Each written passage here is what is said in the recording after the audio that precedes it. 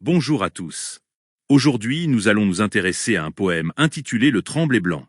Il a été tiré du recueil Les Contre-rimes écrit par Paul-Jean Toulet et publié en 1921. Le temps irrévocable a fui. L'heure s'achève. Mais toi, quand tu reviens et traverses mon rêve, tes bras sont plus frais que le jour qui se lève, tes yeux plus clairs. À travers le passé, ma mémoire t'embrasse. Te voici. Tu descends en courant la terrasse odorante, et tes faibles pas s'embarrassent parmi les fleurs. Par un après-midi de l'automne, au mirage de ce tremble inconstant que varient les nuages, ah! Verrai-je encore se farder ton visage d'ombre et de soleil? Le poème comporte 3 strophes de 4 vers chacune. Parmi les strophes, les 3 premiers vers sont écrits en alexandrin, tandis que le dernier vers est composé de 4 ou 6 syllabes. Dans la première strophe, les 3 premiers vers riment en Ève. Dans la deuxième strophe, les 3 premiers vers riment en as. Dans la troisième strophe, les 3 premiers vers riment en âge. Même si les vers paraissent déséquilibrés, c'est ce mélange de continuité et de discontinuité qui crée la mélodie du poème. Chaque début de strophe correspond à un début de phrase et chaque fin de strophe se finit par un point ou par un point d'interrogation. Le thème de ce poème est la perte d'un être cher et sa survivance dans le rêve, dans la mémoire et dans le mirage. La personne a disparu. Chaque début de strophe est là pour nous le rappeler.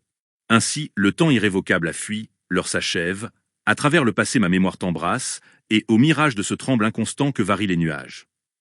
Il y a l'idée de la fermeture entre la personne dépossédée d'une personne et la personne ayant l'autre personne à ses côtés. La fermeture est imperméable. Une fois le temps passé, l'autre personne n'est plus présente. La première solution évoquée afin de renouer avec cette personne est le rêve. Le poète parle à la personne absente en utilisant la deuxième personne du pluriel et en utilisant le pronom possessif « t ». Le rêve ne recrée pas fidèlement la personne, mais creuse certaines de ses caractéristiques.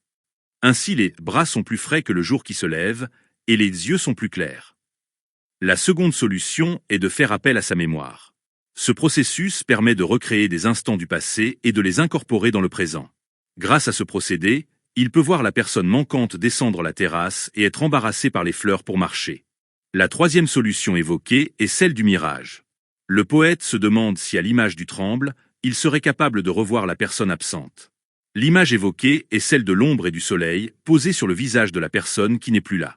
Le mot encore peut signifier que le poète a déjà vu le visage de la personne via un mirage. Cependant encore peut signifier que le poète a déjà vu cette image lorsque l'autre personne était présente. Même si l'autre personne est absente, il est donc possible de la faire renaître par divers processus évanescents, éthérés et immatériels. Cependant, ce système ne fonctionne que lorsque le poète a encore des souvenirs de la personne disparue et qu'il cherche à la revoir.